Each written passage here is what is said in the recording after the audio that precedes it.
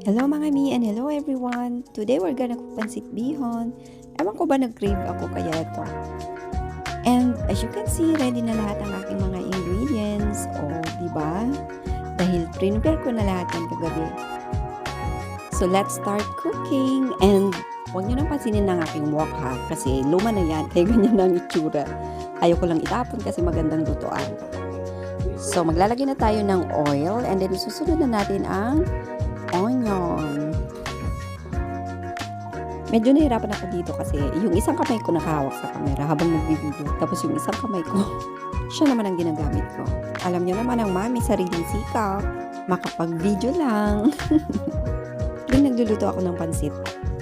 Laging pansit bihon ang aking ituluto kasi ito yung aking paborito. So, ewan ko na lang kung hindi pa ito masarap sa dami ng ingredients na ilalagay ko. Kita nyo naman meron pa akong prepare na pork para itoppings ko mamaya, and meron din siyang quail eggs, and meron din siyang fish tofu. So, ewan ko na lang kung hindi pa ito masarap. So, ayan, dito nilalagay ko na yung fish tofu. Hiniwa-hiwa. Ano ba yan? Nabulol-bulol na ako. Sabi ko, hiniwa-hiwa ko na yan ng maliliit. So, ayan. Medyo halo-haloin natin ng konti at lalagyan na natin ng soy sauce para ma-blend na yung lasa niya. And then dito dinagdagan ko rin siya ng konting oyster sauce para pampasarap. And inubos ko na yan dyan kasi konti lang naman na ang laman. So, tak para masarap ang ating pansit. So, sunod ko naman na ilalagay ngayon is yung quail eggs. Ayan o. Pagkatapos na ng ating vegetables, o diba ang kulay green and orange.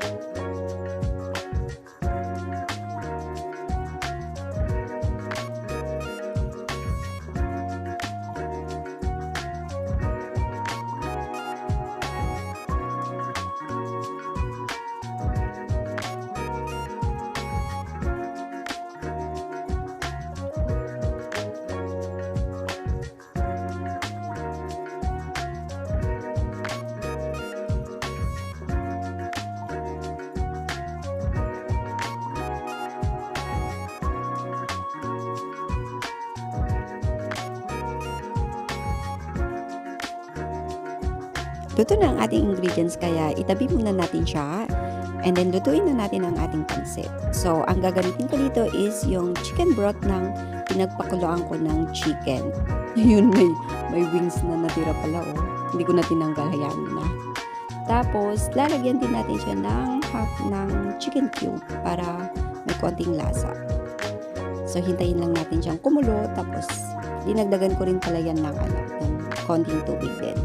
Tapos, pepper and garlic powder.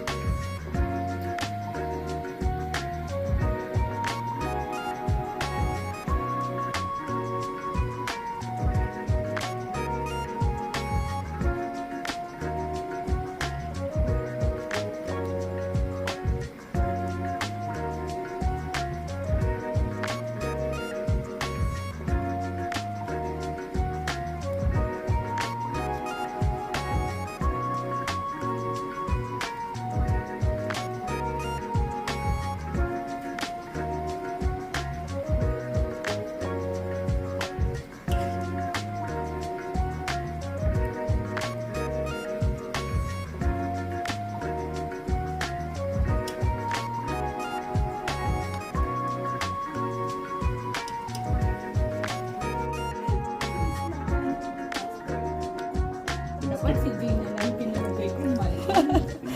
Skip nga. Oo nga no, dapat si Kuya. Mali, pwede ba break? Skip ko muna ba? Pag hinanap na lang. Ay, papasok na yan.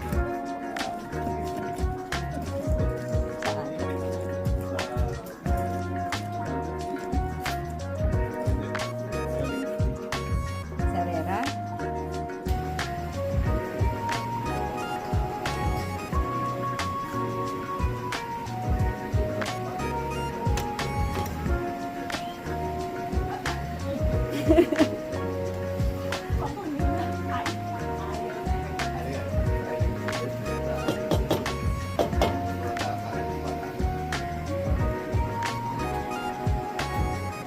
Ano yung pag-ising?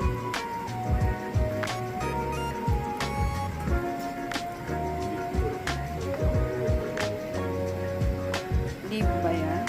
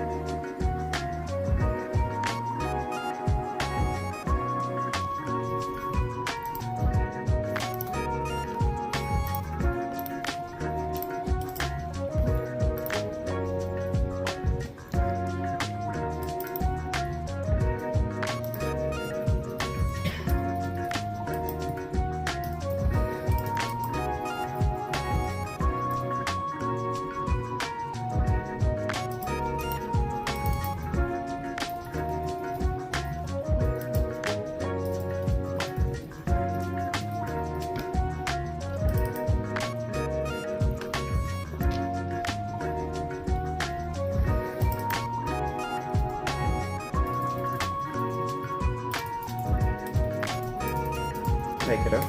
O, pwede na kumain. Yeah, sure. What's up? What's up? Yeah.